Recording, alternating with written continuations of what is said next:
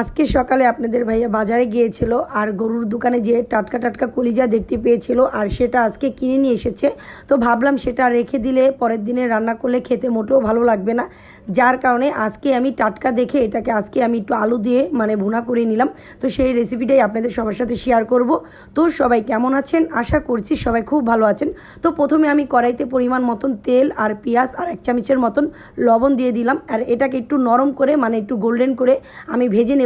আর এখন দিয়ে দেব পরিমাণ মতন এখানে দারচিনি, এলাচ, তেজপাতা। এখন দিয়ে দেব মরিচের গুঁড়া 2 চামচের মতন, তার সাথে দিয়ে দেব ধনিয়ার গুঁড়া 2 চামচের মতন, আর দিয়ে দেব হলুদের গুঁড়া পরিমাণ মতন, আর দিয়ে দেব 3 চামচের মতন আদা রসুন বাটা, আর দিয়ে এটাকে একটু ভালো মতন নাড়াচাড়া দিয়ে আমি দিয়ে দেবো এখন কষানোর জন্য কিছুটা পানি। তো পানিটা দেওয়া হয়ে গেলে এখন এটাকে আমি সময় নিয়ে ভালো মতন কষিয়ে নেব, কেননা কাঁচা একটু কিছুটা গন্ধ থাকে। তো ওই পর্যন্ত আমি ভালো মতন কষিয়ে নেব। আর এই তো দেখতে পাচ্ছেন কষানোটা কমপ্লিট হয়ে গেছে। এখন আমি সেই কলিজা আগে থাকতেই সুন্দর মতন ধুয়ে পরিষ্কার করে গরম পানিতে ছোটো ছোটো করে কেটে নিয়েছিলাম, সেটা এখন দিয়ে নাড়াচাড়া দিয়ে এখন আমি এটাকে কিছুক্ষণের জন্য ঢেকে ভালো মতন সময় নিয়ে কষিয়ে নেব। আর এই তো কিছুক্ষণের জন্য কষানোটা হয়ে গেছে। এখন আমি একটু লাড়াচাড়া দিয়ে আমি আগে থাকতে আলুটাকেও সুন্দর মতন ছোটো ছোটো করে কেটে নিয়েছি কলিজার আকারে, তো সেই আলুটাও দিয়ে দিচ্ছি।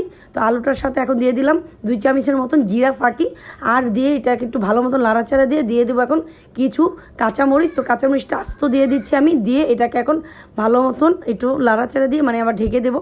তো এই তো কিছুক্ষণ পরে মাশাআল্লাহ ফাইনালি সুন্দর মতন কষানোটা হয়ে গিয়েছে। কলিজা কিন্তু যত কষাবেন তো কষালে অতটাই খেতে কিন্তু ভালো লাগে, যার কারণে আমি একটু সময় নিয়ে ভালো মতন কষিয়ে নিলাম। আর এখন দিয়ে দিচ্ছি পরিমাণ মতন কিছু গরম পানি। তো গরম পানি দিয়ে এটাকে ভালো মতন লাড়াচাড়া দিয়ে এখন আমি এটাকে ঢেকে একটু সময় নিয়ে ভালো মতন রান্নাটা করে নেব। আর এই তো মাশাআল্লাহ হয়ে গেছে আমার আলু দিয়ে কলিজা ভুনা।